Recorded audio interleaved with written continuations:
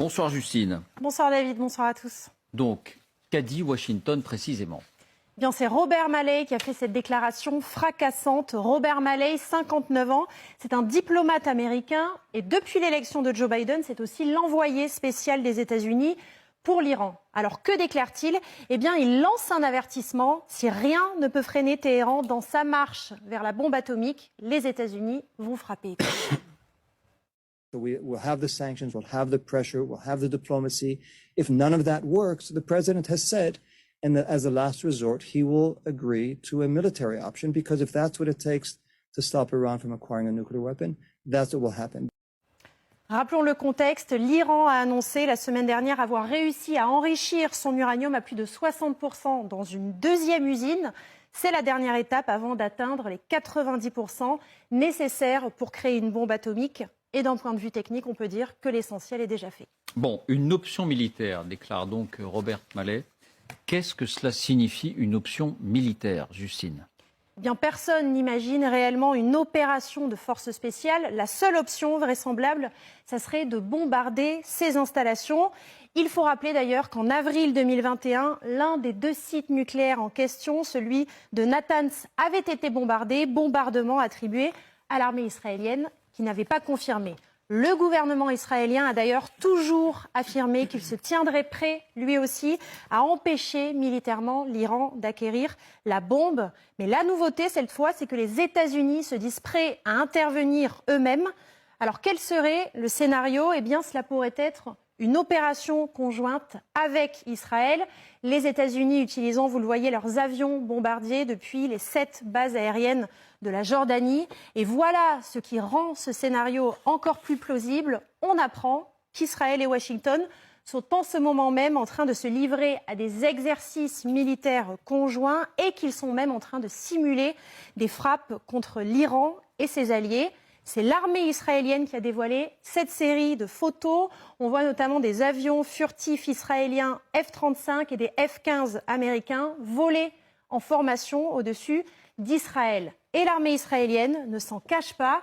Ces exercices sont un élément clé de la coopération stratégique croissante de nos deux armées en réponse aux préoccupations communes au Moyen-Orient, en particulier celles posées par l'Iran. Dernier point, Justine. Est-ce qu'il est si simple que ça, si facile que ça, de bombarder ces installations nucléaires iraniennes ? Eh bien, pas forcément. On le disait, l'Iran dispose de 2 sites d'enrichissement d'uranium, 2 usines. D'abord, celle de Fordo, qui est au sud de Téhéran. C'est un bunker. L'usine est entièrement souterraine, à une dizaine de mètres sous terre et même sous plusieurs couches de béton armé. On trouve les fameuses centrifugeuses. Et puis l'autre site, c'est celui de Natanz, dans le centre du pays. Lui aussi, il est profondément enterré, lui aussi à une dizaine de mètres, et on le voit ici, vous allez le voir, protégé en plus de cela par de la défense antiaérienne, et il abrite également plusieurs milliers de centrifugeuses. Alors, est-il possible d'atteindre des sites si profondément enfouis ? Eh bien, pour David Kalfa, qui est chercheur à la Fondation Jean Jaurès et qui est spécialiste du Moyen-Orient, c'est une opération complexe, mais c'est complètement dans les cordes de l'armée américaine. Écoutez. Et les Américains ont des bombes, ce qu'on appelle des bombes pénétrantes, des bombes anti-bunkers, qui comprennent plusieurs milliers de kilos et qui peuvent détériorer et détruire de telles cibles, donc y compris des sites enterrés grâce à leurs munitions qui sont à haute précision et par ailleurs hautement pénétrantres. C'est avec des capacités très importantes de ces bombes à pénétrer des sites enterrés et protégés par des couches des chappes de dizaines de mètres de béton armé. Voilà. Merci Justine. Donc disons-le clairement, dans cette affaire, il y a un aspect politique, on le verra dans quelques instants, parce que, imaginons dans le contexte actuel, les États-Unis bombarder l'Iran, allié de la Russie, bref, on attend vos lumières là-dessus, mais il y a un aspect technique d'abord. Je m'adresse à vous peut-être, Emmanuel. Donc on entend que c'est possible, parce que, encore une fois, quand on est profane et qu'on n'est rien à ces choses militaires, quand on entend dire qu'il y a des usines 20 mètres sous terre, avec des couches de béton, de terre, et on a du mal à croire que même les bombes les plus pénétrantes puissent percer cette protection. Et pourtant, les Américains les ont utilisées pour essayer de déloger Ben Laden à Tora Bora, en Afghanistan. Ils disposent de bombes qui sont sous le seuil nucléaire et qui peuvent pénétrer des bancaires ou des masses. Si profond que ça. Des masses rocheuses, c'était le cas à Tora Bora. Alors, c'était pas du béton armé, c'était de la roche. Donc, les États-Unis disposent de ces armes. C'est vraisemblablement une opération conjointe avec l'État d'Israël. Néanmoins, il y a une autre façon de se débarrasser du complexe militaro-industriel iranien. Ma langue a fourché, mais je vais y venir. C'est justement en faisant, comme l'ont fait Israël, un certain nombre d'opérations qui visent à détruire de l'intérieur, à travers la mise en place de virus informatiques pour déstabiliser et pour empêcher que cette usine, les deux, celle de Fordo, pour l'enrichissement de l'uranium, enfin, pour enrichir l'uranium, l'isotope 235 à un degré où il serait militaire, c'est-à-dire 90%, ou bien évidemment en essayant, comme l'ont fait les Israéliens déjà depuis plusieurs années, de se débarrasser, ou en tout cas de mettre hors d'état de nuire un certain nombre d'ingénieurs qui pourraient faire fonctionner, ou qui pourraient passer du seuil. Ça, de quand 60, Israël a fait ça... Elle ne dit pas qu'elle le fait. Elle ne dit pas qu'elle le fait, elle ne l'a jamais dit, mais c'est vrai qu'on a vu un certain nombre de ces ingénieurs de très haut rang iraniens impliqués dans ce programme nucléaire, tués à intervalles rapprochés. Ça veut dire qu'on a des agents infiltrés. C'est ce qui s'est passé quand le chef, comme vous l'avez dit, de l'enrichissement, enfin celui qui est chargé du réenrichissement de cet uranium à travers donc la multiplication des centrifugeuses. Je rappelle quand même que depuis l'accord sur le nucléaire, l'Iran a multiplié par 19 sa capacité d'enrichissement. Oui. On devait le limiter à 3,67, on est à 60%.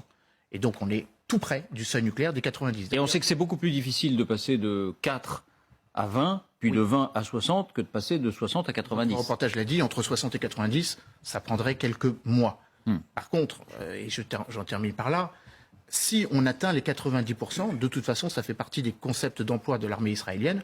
Et l'armée israélienne a toujours dit, que ce soit avec ce Premier ministre ou les précédents, qu'elle n'autoriserait pas et qu'elle ferait tout pour empêcher. Donc il est possible que les Américains délèguent cette mission à Tzahal. Alors là, Malay, il dit option militaire pour les États-Unis. Il a l'air de considérer option, mais il dit l'option militaire, le président accepterait un scénario militaire. Il dit l'option militaire sera sur la table et Biden dira oui. Il est assez clair, donc option militaire américaine. Mais restons d'abord d'un point de vue technique.